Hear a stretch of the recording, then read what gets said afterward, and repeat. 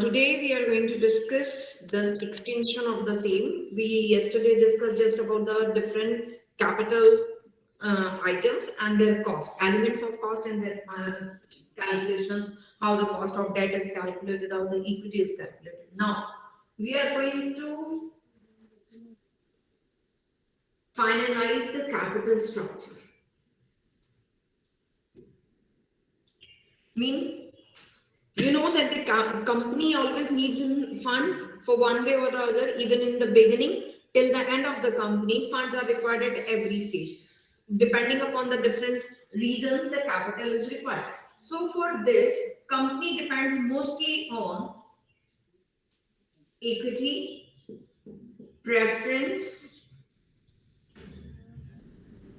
debentures, long-term loans, etc.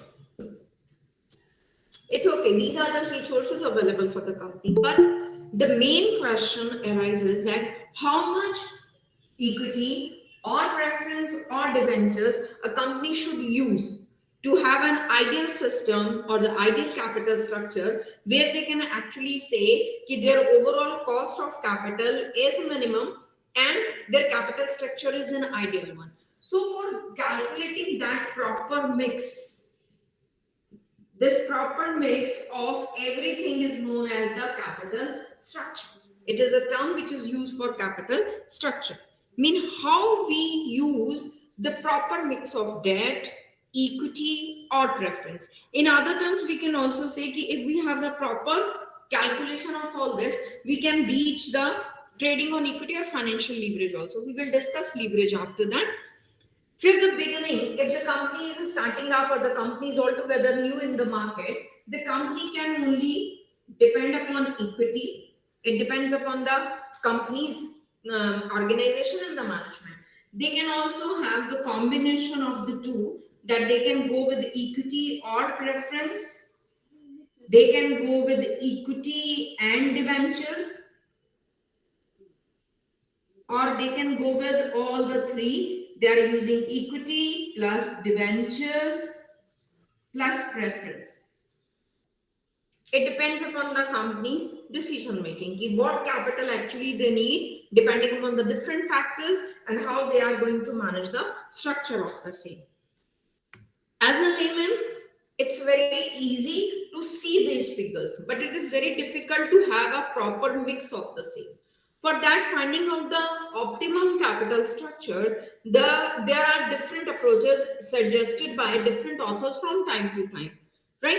When we talk about those theories or we talk about that school of thought, they tell us why this particular approach is being adopted and why we are moving in that.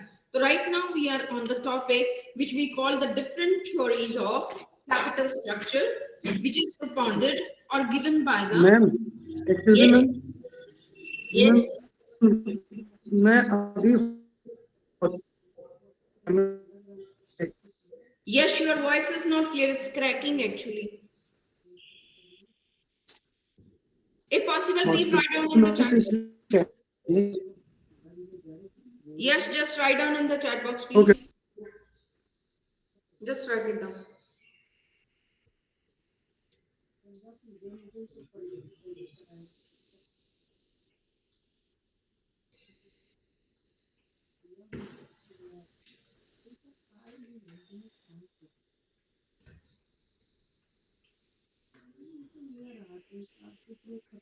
So now we are talking about the optimum level. For moving to that optimum level, we are going to adopt the different theories which have been propounded from time to time, known as to be the theories of capital structure.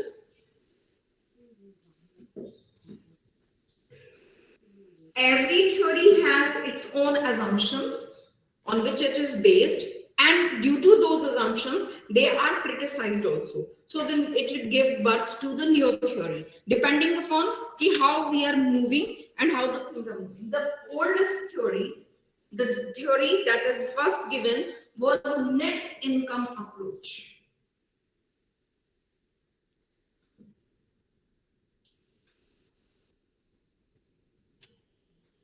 When this net income approach is given, what it says, as we keep on increasing the debt financing as a source of finance, debt, debentures, as we keep on adding debentures to the capital structure of a company, it will increases the value of the firm and reduces the overall cost of capital. So it has given three things. Number one, if more and more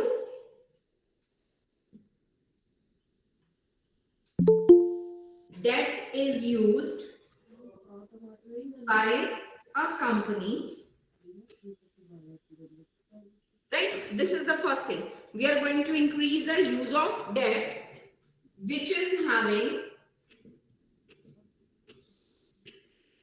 fixed cost. The cost of debenture is fixed because the coupon rate is predetermined by the company. There is no fluctuation. So it is having a fixed cost. Number one. Number two, if the more and more debt is used by the company, what it will result? It will minimize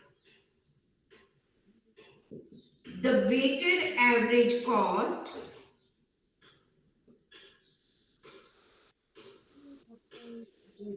of capital. Mean the overall cost of capital of the firm will start decreasing.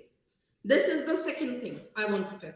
And the third one is, due to use of debt, the value of the firm, right? Whatever the value we say, value of the firm will increase. Value of the firm will increase. Proportion increase, cost falls, overall debt जो है, that will add to the value of the firm and the overall cost will start diminishing. This is the theory, what is propounded, right? Why this theory is given and what is the basic of these three things is based on its assumptions. So what assumptions they have taken is, assumption number one, assumptions of net income approach or this theory is, number one, cost of debt is always less than cost of equity. Cost of debt is always less than cost of equity. Number two, there is no taxes applicable in the economy. Nothing named as taxes are applicable in the market. Right? Number three, the risk proportion, mean whatever risk we have estimated, it is regarding that the risk proportion or the perceptions as well as the perceptions of the investors, perceptions of investors in regards to one particular company is not changed. Is not changed. These three assumptions lead to these three results.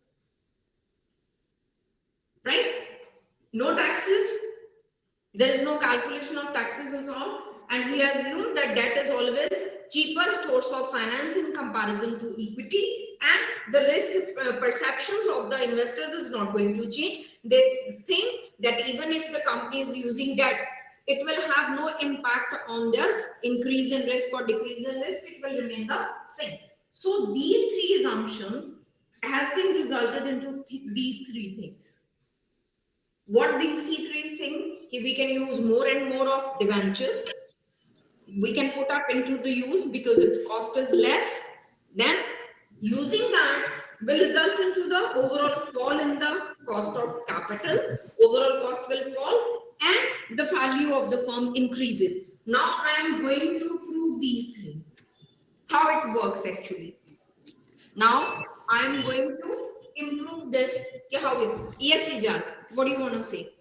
And what about preference share capital? When we are talking about net income approach, they have assumed only two sources of finances. One is equity, another is the debentures. Ma'am, another assumption that is there is no preference share capital. Yeah, they haven't considered anything in it. Okay. We are not talking four theories. What we are going to discuss today, they all are based on equity in comparison to debt. And the mix of the equity and debentures we are going to decide. What they have taken, they haven't considered preference anywhere in the market, that even if it is existing there. So they haven't assumed anything named preference. So I haven't given any preference in that. Okay. So when we are using this,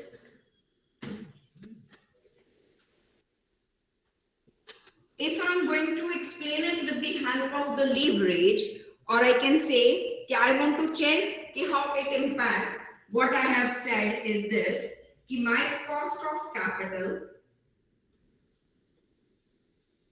Here I am going to define about the cost of the capital. Cost of capital says whatever my cost of equity is, it will remain constant. Cost of equity.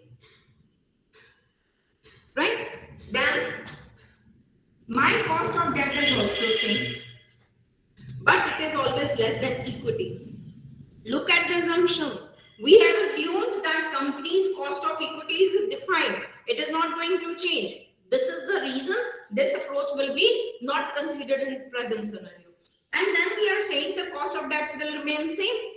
But you will say, ma'am, how is that possible when the money circulation changes, and in the present scenario, when the more and more capital is to be infused in the business organizations, obviously, when the more firms are asking for loan, the rate of interest increases, as we studied in the demand and supply contraction. But here they have assumed that the both thing will remain same. But when this combination is being used simultaneously, it will always result in the overall cost of capital will be falling. This is showing cost of overall capital. But it will not fall beyond cost of debt, because that is the minimum cost we have to pay in the market. This is what I have explained till now. Any query up to this? Any No, impact of ROI, ma'am? Yes, Ejaz? Any impact of ROI, return on investment? According to this approach, we are having no impact to be computed. Okay, there's nothing called return on investment. What we are just discussing is the very basic theory of capital structure. What you are asking, I will explain it when we are discussing the present scenario, that how the things are actually working. Am I clear with this concept right now? So this concept, if we are using in practical sense, so I'm going to discuss a small question with you people. The expected income, let it be the expected income of any organization or any company, is amounted to rupees 80,000. 80,000, right? It has capital structure defined for it. It has 2,08% debentures, and it has 2 lakh debentures, and equity rate of capitalization or capitalization rate is given in the question is 10%.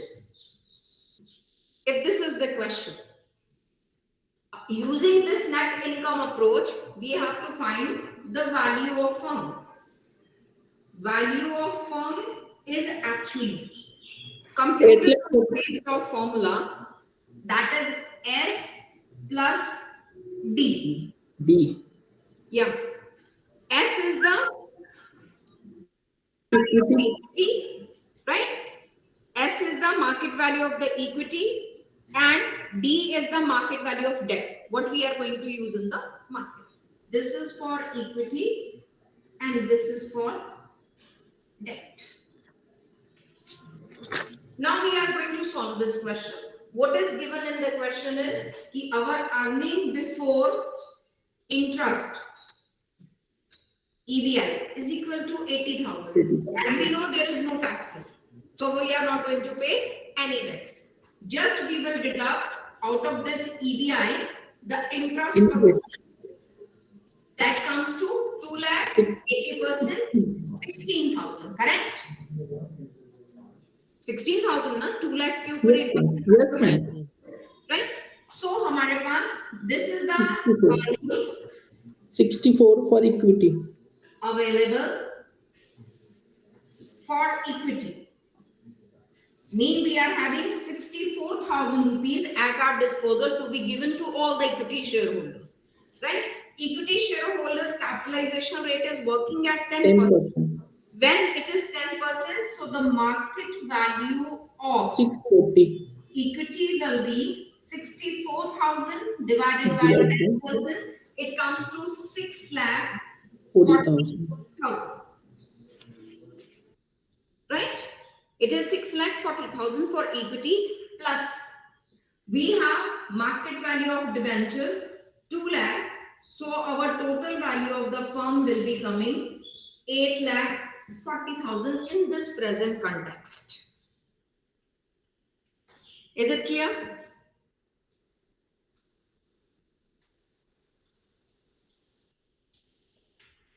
Yes, ma'am. Then, now what is the overall cost of capital? Now we are going to calculate KO in the same question, in the same example. If we have to calculate the overall cost of capital, that would be equal to, what was our EBI, earning before interest was 80,000. That was given in the question. To be divided by the whole value of the firm. Divided with the value of the firm, that is 8 lakh 40,000. 9.52%. It comes to 9.52%. 9.52%.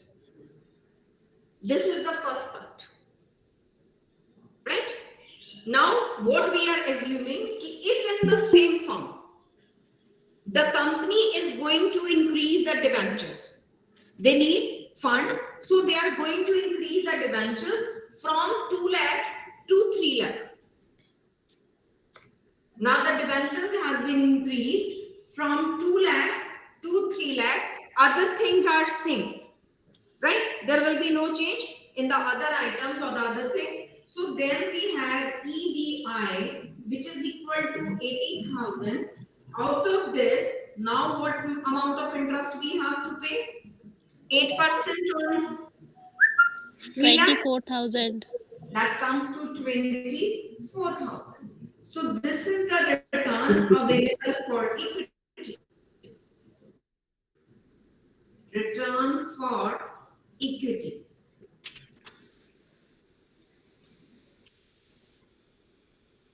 And if we are going to find out the market value of equity, market 560. value of equity will be 5,60,000.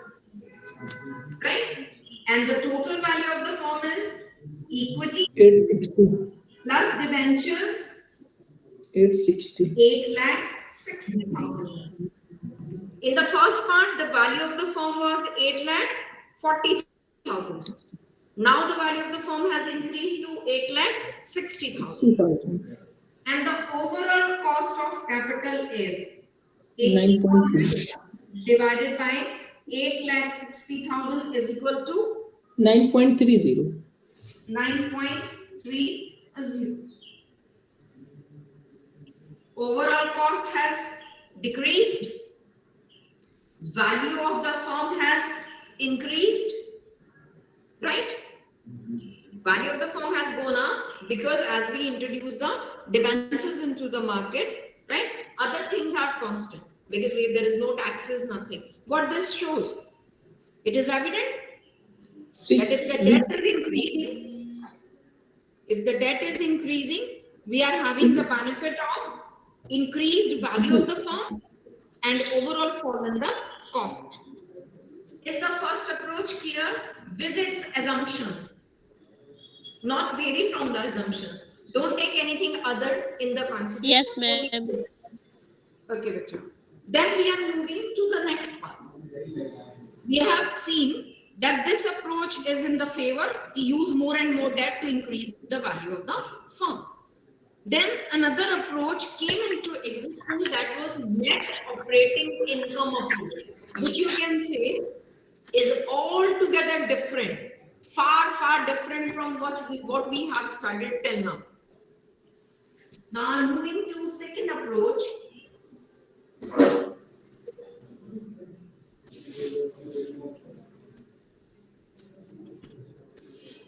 Net operating income approach.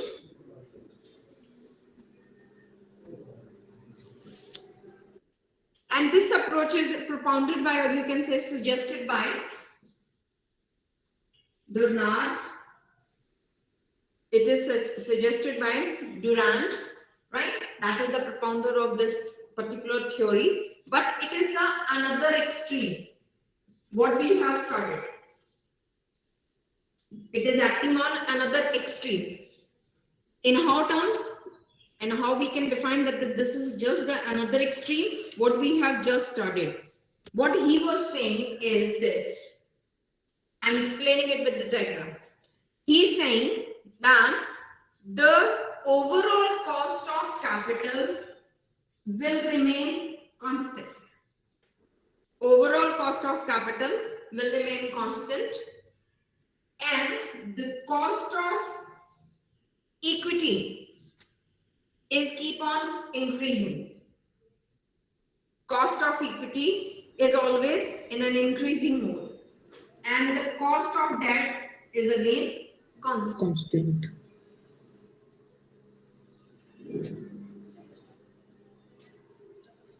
It shows whatever proportion you are using of equity or debentures, it is not going to affect the overall cost. Overall cost will remain same. Can you tell me, is it possible that the overall cost of the capital is not going to be fumbled because of the change in the cost of equity or in the cost of debt? In real factor, so this is not working, right? In No, real, ma'am. keep on changing. So what assumptions they have taken for this?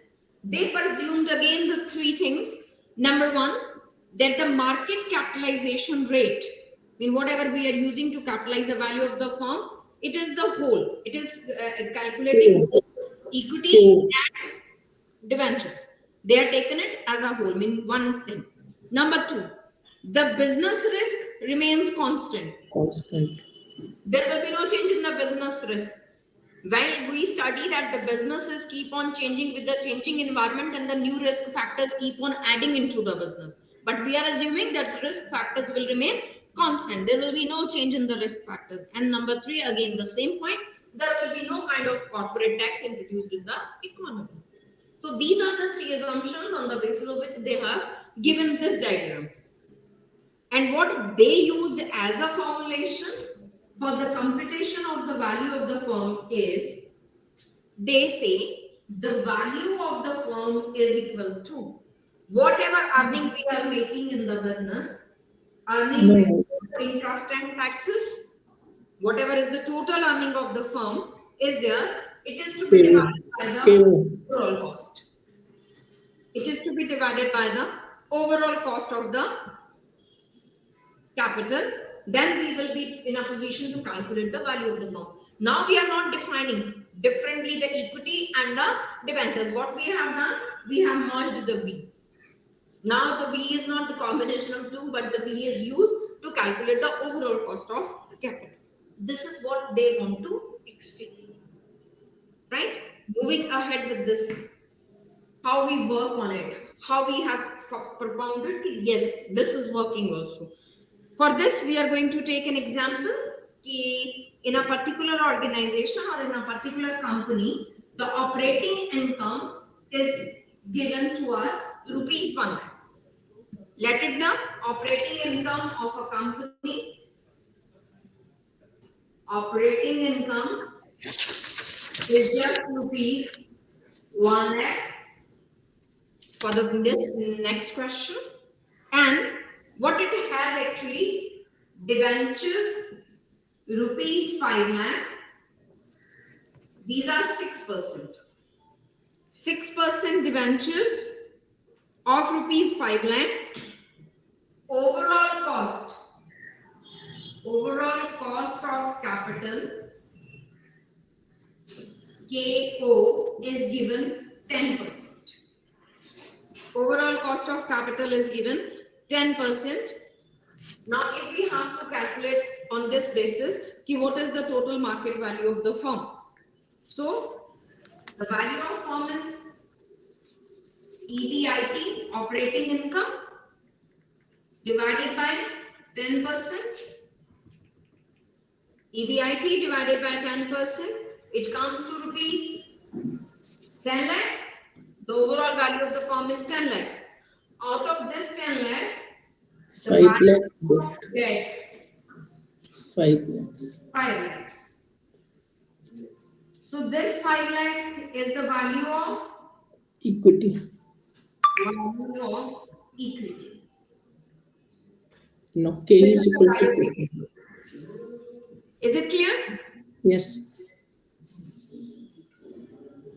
Yes, ma'am. There we have no change. We have just used the information what was given to us. Now we are moving to next part. If it is working, right? If it is working the way it is there, now what will be the earning, or we can say what will be the cost of equity, right? So what will be the cost of equity in this situation? That out of 1 lakh rupees of operating income, how much interest I have to pay? 30,000. 30. So how much is left for equity? 70. 70,000. Divided by 5 lakhs. 70,000 is for 5 lakh rupees. 14%. How much 14%. is the rate? 14.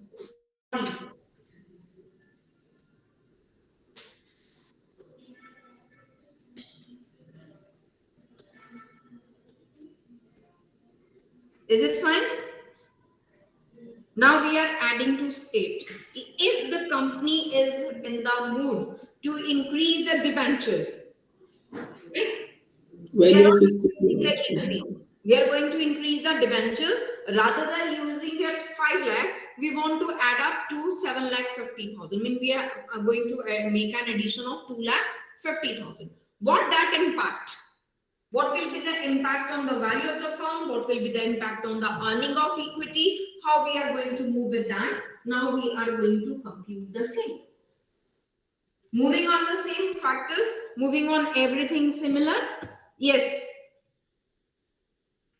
What is the total debentures now? The total amount of debentures available? 7,50,000. 7 lakh 50,000. Other things will be the same. It's working on the same pattern.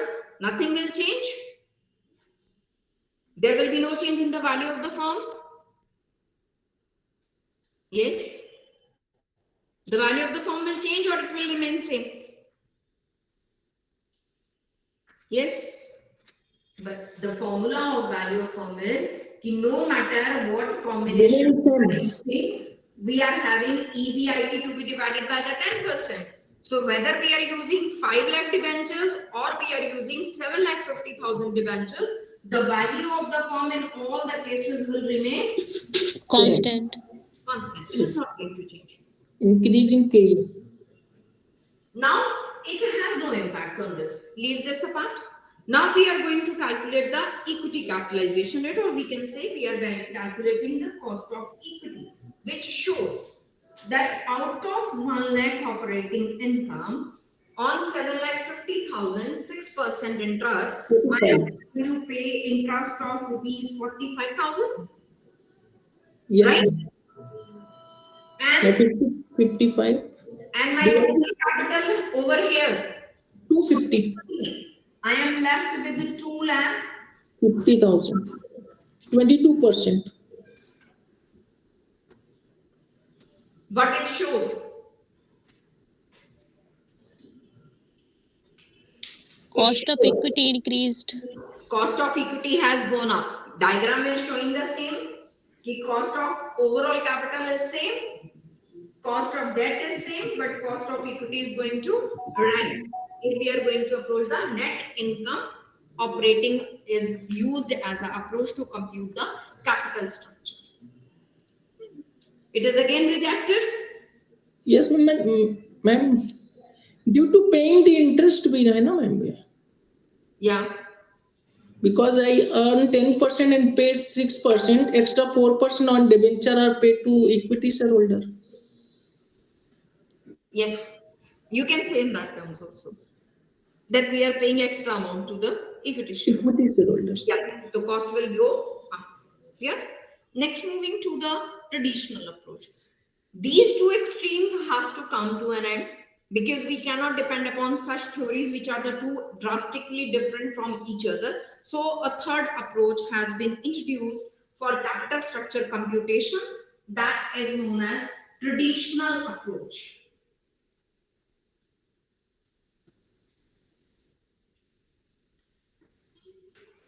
The third one is termed as traditional approach.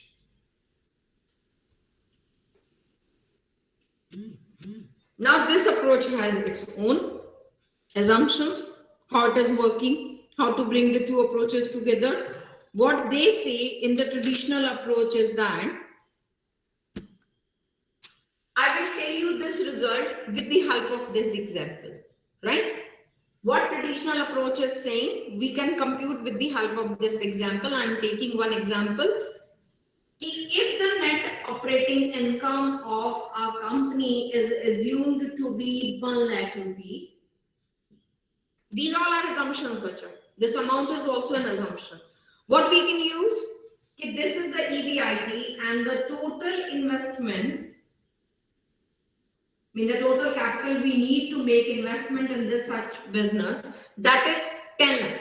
Okay, we can take it to 2 lakh, then I will put it here. 10 lakhs.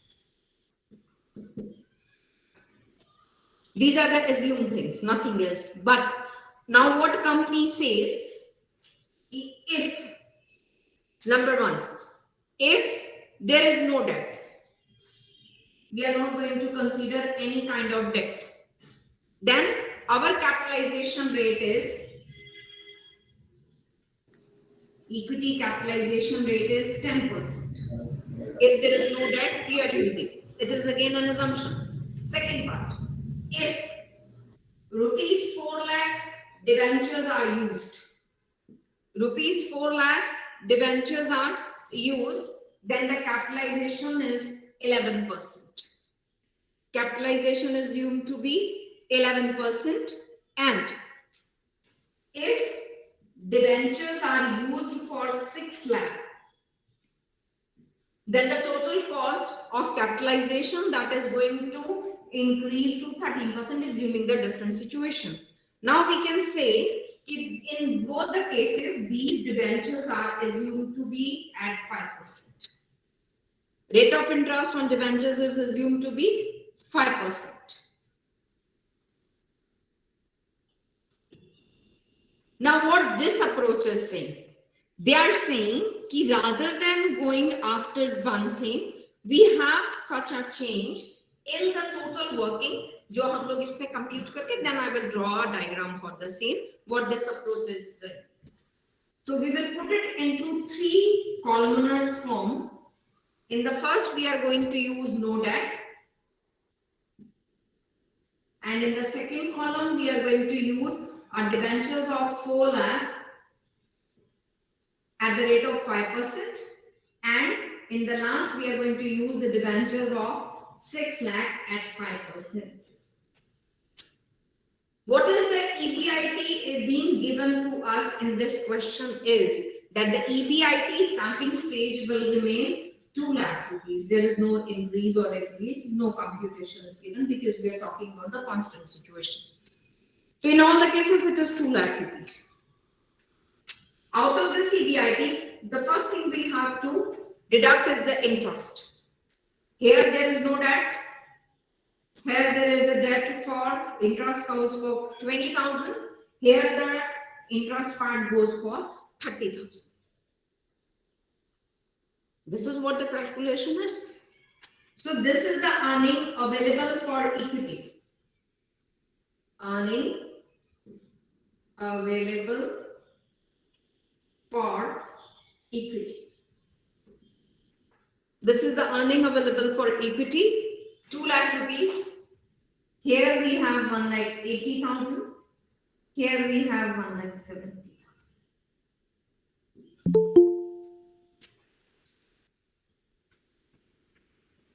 Is it okay? Yes, ma'am. ma'am. If we are given this, then we are also given the capitalization rate. Capitalization rate is given in all the situations. One is 10%, then is 11%, Yes, ma'am. then is 30%. Capitalization, let's compute 2 lakh divided by 10%. The total capitalization value of the firm will become 20 lakhs. In the second case, 1,80,000 to be divided by 11%. It comes to around 1636, 36,000 something. 363. Okay, 363. And in the last case, 1,70,000 divided by 13%.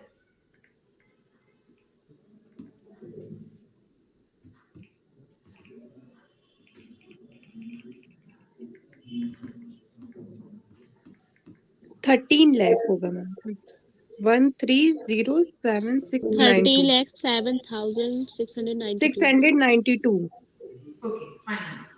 This is the value of equity in all the cases. Now, if we calculate the total value of the firm, total value of firm. So, in first case, it will remain 20 lakhs. In second case, we are using debenture. So, it will be 20 lakh 36,363. And in the last case, we are using 6 lakh as a debentures amount. So, it will be 19 lakh 7,690.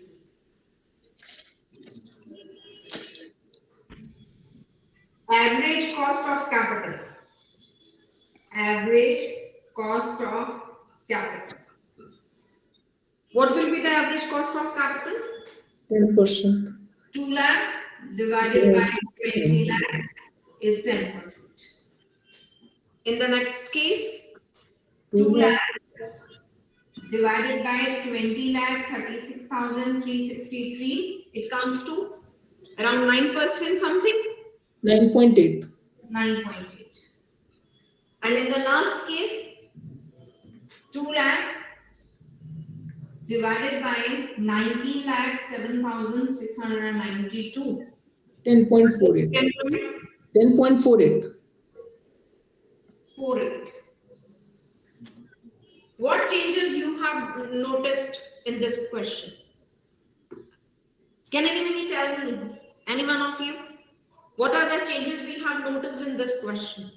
If Even we though increase the debt, yeah, if we increase the debt, then starting we can see the decreasing amount of overall cost of capital. But when we again increase the debt, then the overall cost of capital increases.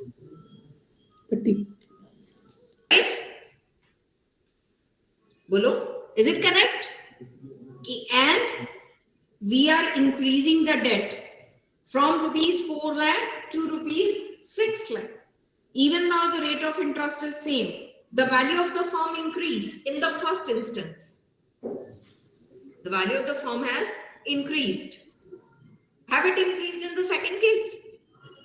No. Value of the firm has fallen. Decrease. Decreased. And the overall cost of capital started with 10. First 9.8. instance fallen to 9.8, but again it has gone up to 10.48%. The optimum 9.8%. Yeah. If we have to find the optimum level, what we have to suggest to the organization. So what we suggest is the company should issue 4 lakh 5% debentures, and then they have the optimum level of structure where they can use both the factors as the cost and Their cost will be minimum in comparison to their past when there is no debt, and debt cost is also to be helped to increase the value of the firm. But if we keep on extending it, then it will result otherwise. The overall cost will increase and the value of the firm, rather than increasing, it will start decreasing. Is it clear? Yes? Yes, ma'am. So now I am going to draw a diagram for this. Assumptions. What will be the assumption? Which we must declare also. No tax. No tax. Is the real economy works without tax? In reality, is there any economy where no taxes are imposed? I don't think so. So now the traditional approach is being used. Now we are going to calculate. The cost of equity will move like this. Slightly fall, then it will go on increasing. Similarly, the overall cost of capital fall in the beginning, then it may be remaining constant for some time. But you can say that after this point, it will also increasing. It will also start increasing. The cost of debt can be kept capitalized for some time. It is just constant, but after that, it will also increase. This is cost of debt. This is cost of overall capitalization. This is cost of. So now it is we who have to decide a point where the cost is minimum. That is the level where we are going to have the optimum level of structure, and that is the proportion which we are going to use for the financing of the business. So is it clear now? Traditional approach. Yes, ma'am. All these approaches have been working, but they're not working the way it has to be. One more thought came. That thought came in the term of M&M approach, right? That is termed to be Modigliani and Miller approach, MM approach. We are moving to the fourth theory of capital structure.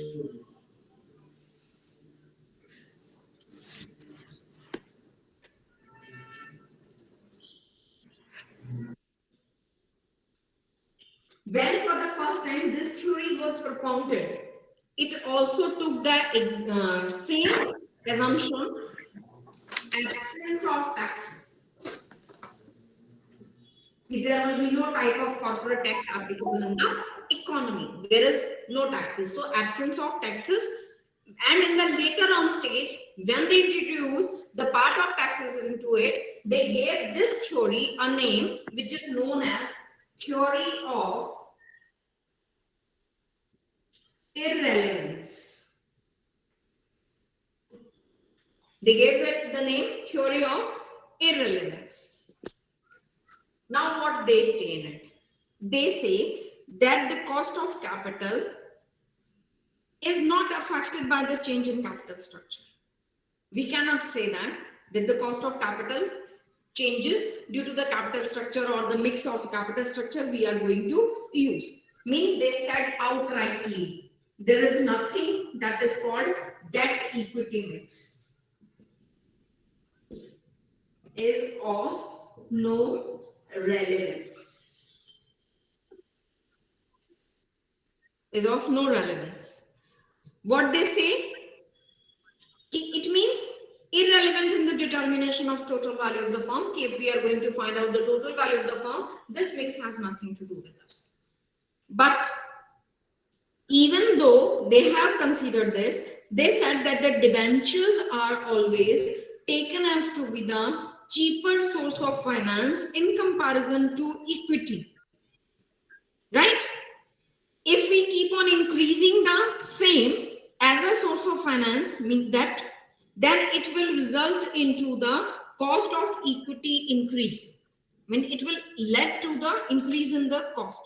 So they always suggested a in-between process that is known as arbitrage processes.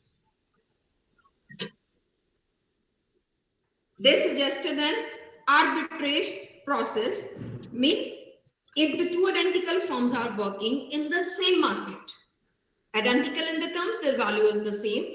They are using, one is using capital in the form of equity, another is using the mixture of the two, even though their value is the same. But still there is certain kind of arbitrage process, means they have a reason to shift from one firm to another firm, because the investors have the tendency to shift.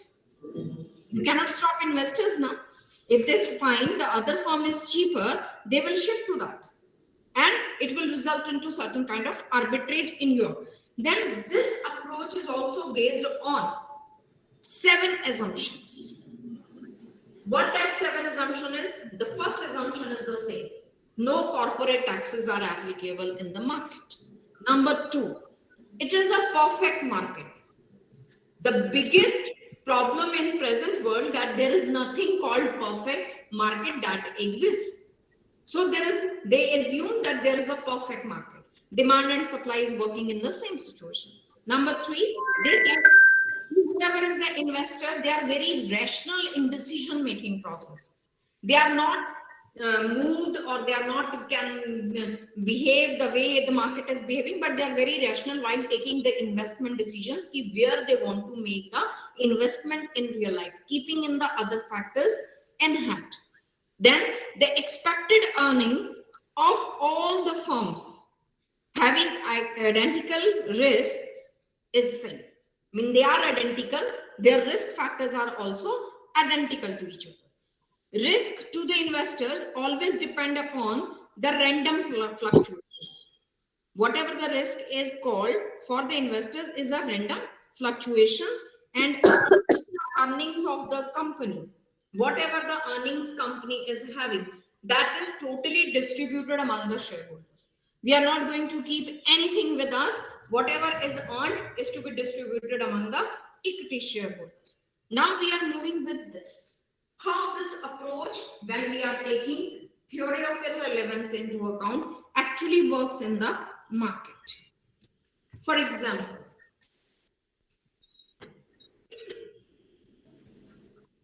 now we are talking about a company which is fully equity company. Fully equity means they have only one source of finance, that is equity, no debt at all. First, all equity firm, no debt is being used by the company, right? Their expected earning from the business is 24 lakhs. They have expected it themselves that it is 24 lakhs, right? It means there is no further growth also. It is a constant one. It is coming from the past, and there is no growth has taken place, and no taxes. Company is paying no taxes in the term of corporate tax. Now, number 4. Now company is thinking about using some kind of debt in its financing, right? For that, it can borrow funds, mean it can take debt at the rate of 8%. Company has an option to take a loan or the debentures issue from the market, which can be issued at a rate of 8%. But borrowing is also constant. Let it be. Borrowing is assumed to be constant by the company. They don't want to go for this amount only, so that they can work the way they have to work. Return expected by the equity shareholders when there was no debentures used was 12%. In a situation when there is no debentures. Now we are using approach. What it is saying, that if company is going with the approach, assuming there is no tax, assuming a debt, company is assuming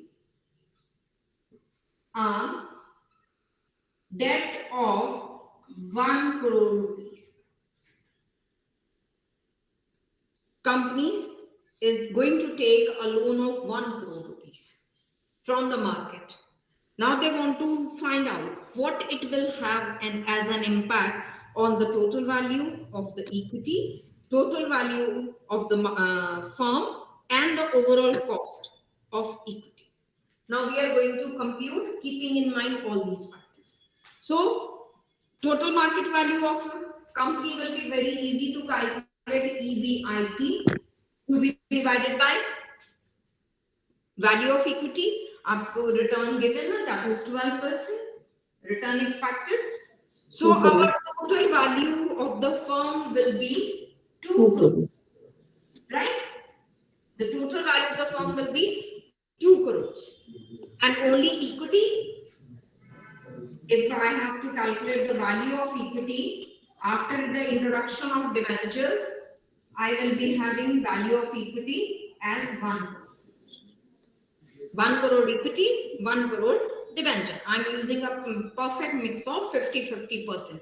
50% debt, 50% equity. You got it? Yes. If using this approach, we are going to find the leverage cost of equity.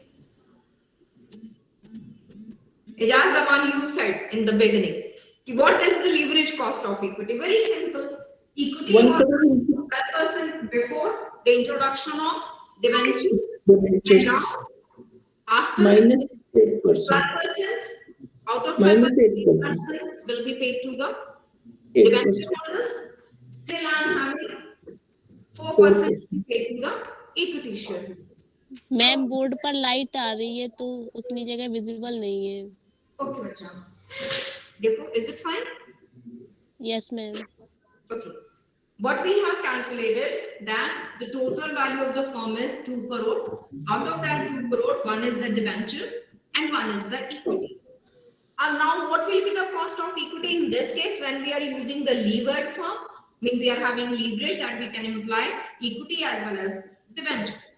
So the overall cost will be 12% for equity, what they have expected, plus out of the 12%, if they pay 8% to the debenture, still they have a head of 4% to be paid to the equity. So the equity's cost will be computed at 16%. Then we are talking about the situation when there is no application of taxes. Irrelevance theory is working. Is it clear? Shall we move to the next? Yes, ma'am. Yes. After finding out all this thing, they themselves realized in 1963 that how come this is possible that there is no taxes in the economy. So their theory once again with certain changes into it, and that changes are in the terms of introduction of taxes in the system. Now the approach has given new formulation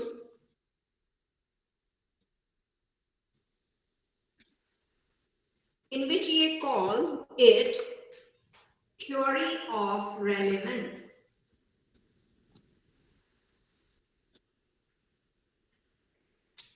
Theory of relevance तभी होगी when the corporate taxes are considered.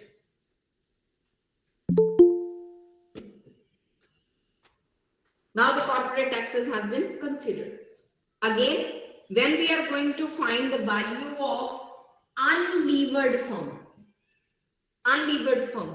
then the value of unlevered firm will be simply calculated using the formula EBIT, whatever is being given in the question, divided by the overall cost of capital and consider the taxes. Just consider the taxes. Now, if this unlevered firm is converted into the value of levered firm, now that we have made the firm levered, then it will be value of unlevered firm plus value of unlevered firm plus the discounted taxes, whatever we have to consider for the issuing of debentures, or we can see whatever the saving we have earned due to the issue of debentures. This is that saving. Now this is the tax we save. So this will become the value of the levered. Levered. Is it there? Is it clear? Yes. Ma'am, TD is what? TD is the tax rate. T stands for the tax rate and D is the debt, the quantity of debt we have used, and due to that use of quantity of debt, how much tax we save. That is Okay, computed. ma'am. Okay, ma'am. Now, when we are going to draw the graph for this, this will work like this. Is the board visible? Yes, ma'am.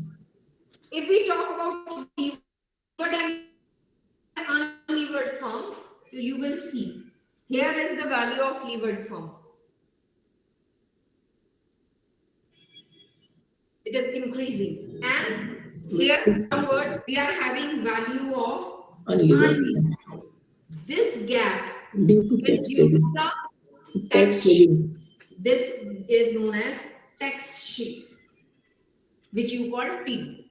This is the value of tax shield available for interest paid. Clear? Shall we move with the example for this also?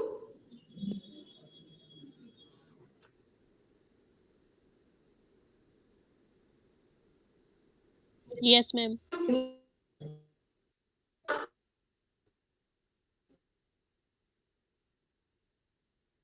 In the same economy, and they are identical in each respect,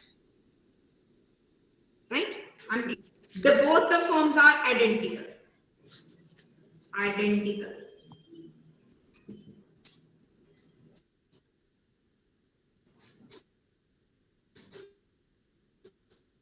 But that X is used.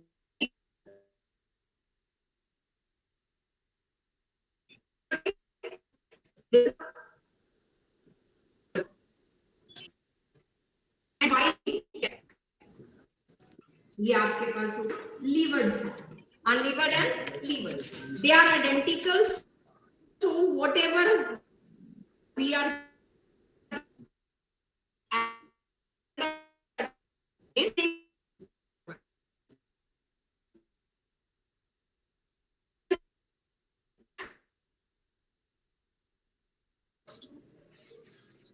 right, they are as they are identical.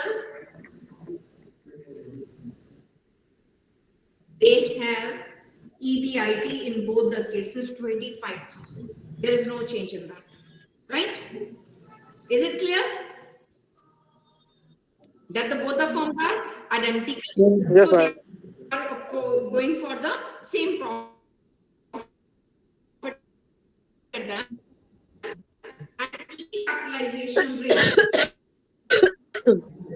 Equity capitalization is 10%. Let it be 10% in both the cases, and they say the taxes are applicable at the rate of 50%. Easy to compute. Now the value of unlevered firm will be EBIT 25,000 divided by 10%, 1 minus T. 1 minus tax rate is 50%. So this will be the value of unlevered firm, which comes to rupees 1,25,000. 5,000.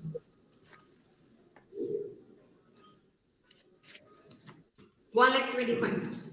This is the value of X unlevered firm. Now, if we have to compute the value of the levered firm, that is Y, that will be equal to value of unlevered 50%. 50%. And how much amount of debentures we are using? 1 lakh in the present situation, right? 50,000. Percent of debentures. Vipin भैया ये चाबी नहीं है वो दूसरा लाओ यही एक पड़ी So the value of levered firm will be, 175. have you seen the change?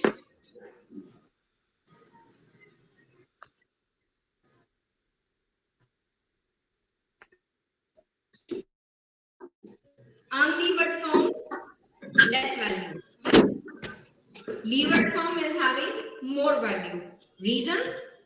Debentures help us to have a in tax saving shield, and that tax saving shield adds to the value of the firm. It goes up to rupees 1,70,000. This is what MM just saying, and it is applicable also due to these situations. Is it clear? Yes. Yes, ma'am. I told you people about arbitrage process. These are the identical firms. So now we are trying to find out why the arbitrage actually works. How the arbitrage works. If one firm is levered, another firm is unlevered, people always, as an investor, try to shift from one firm to another firm. Just because they see their income is more in the second case, and this is working actually, and what that has an impact on the income of that we are going to come, and what it they has an impact on the value of the firm. That is the arbitrage process in MM.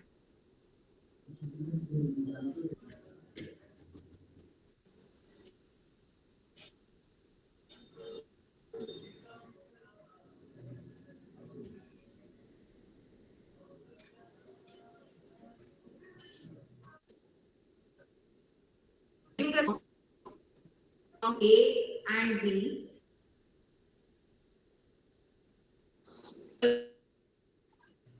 number of equity in firm A is 1 lakh. The capital structure is consist of 1 lakh equity shares, and that of B is 1,50,000. Right? It means number of debentures this company has issued is 50,000. Only then they will be identical in the capital structure also.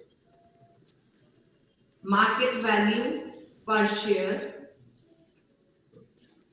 Market value per share is given 1.30 and 1 rupee per share.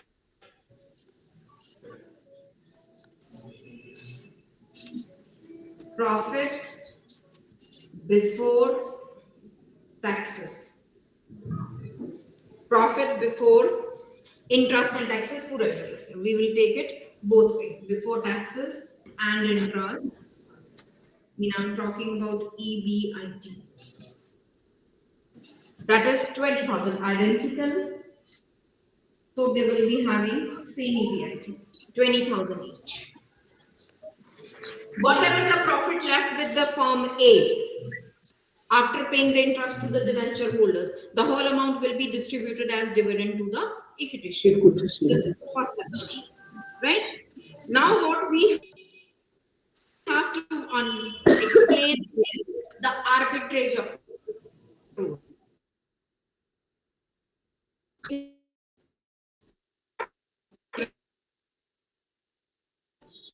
An investor with 10% holding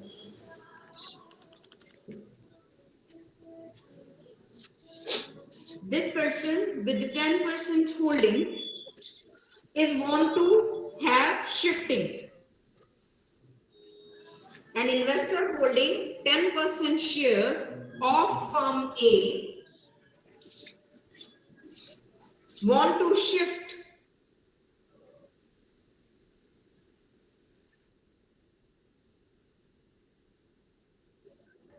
off to shift now to firm B.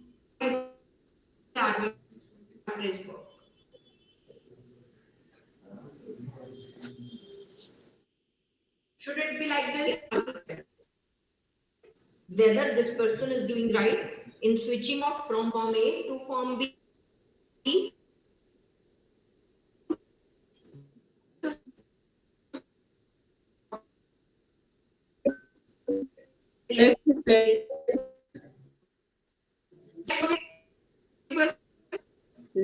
Right? We assume that the tax rate is 50%. Actually, in arbitrage process, they haven't considered the taxes.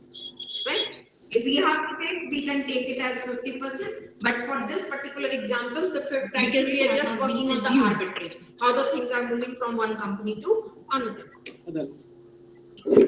Yes.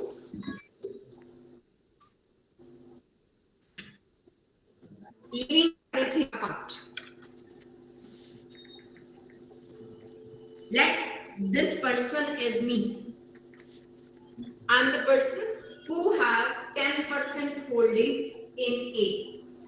So what will be the value of my holding in A? Market value 1.3 का जो है वो है Market value of my shares will be 1.3 हुए 1300 13,000. 13,000. Value of my equity shares in the market will be 13,000.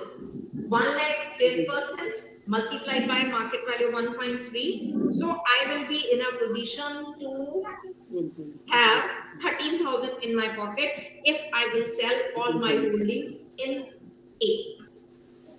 But when I want to move to B,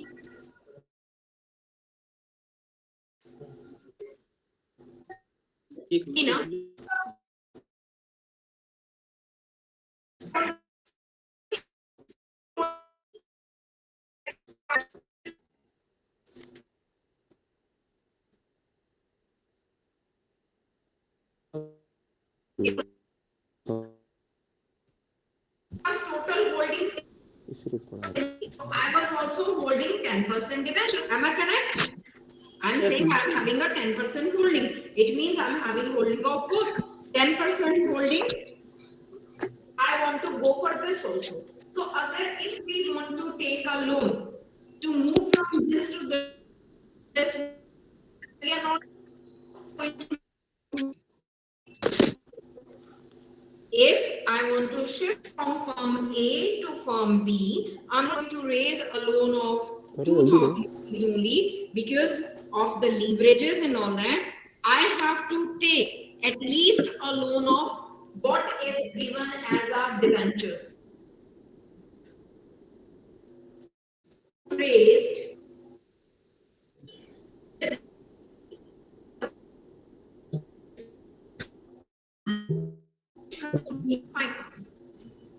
which comes to rupees 5,000.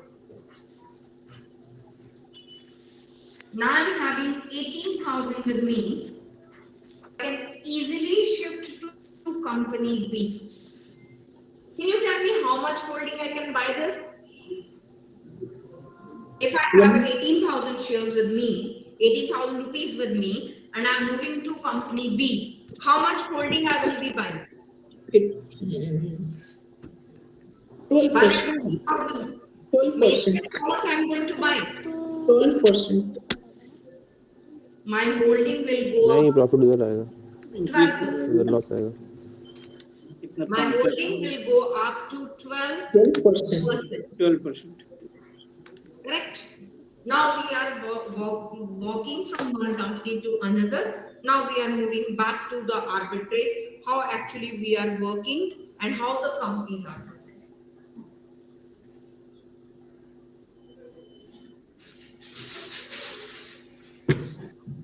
We have A and B, two companies identical with their EBIT of अगर नहीं आया 20,000. Plant और machine अलग की land अलग है और land अलग है Please mute yourself when you are not listening what I am saying.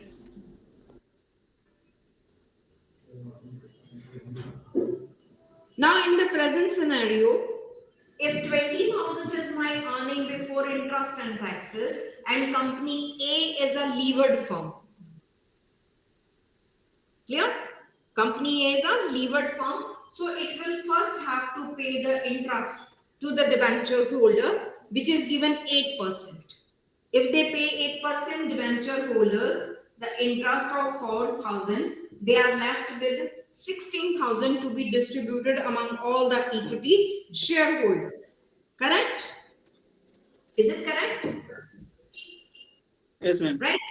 And being a holder of this company, before selling my share, I was just having 10% of 16,000, which comes to rupees 1,600 as my income from dividend. Now I have shifted to B. This is before shifting. Now I have shifted to firm B, where the things are working in this manner that 20,000 is their EBIT. Are they paying anything in the form of interest? B firm is an unlevered firm, so there is no interest. So this whole earning of 20,000 is available for equity shareholders, correct? Yes. And I am holding how much shares of B? 12%. 12%. 12%. So I will be earning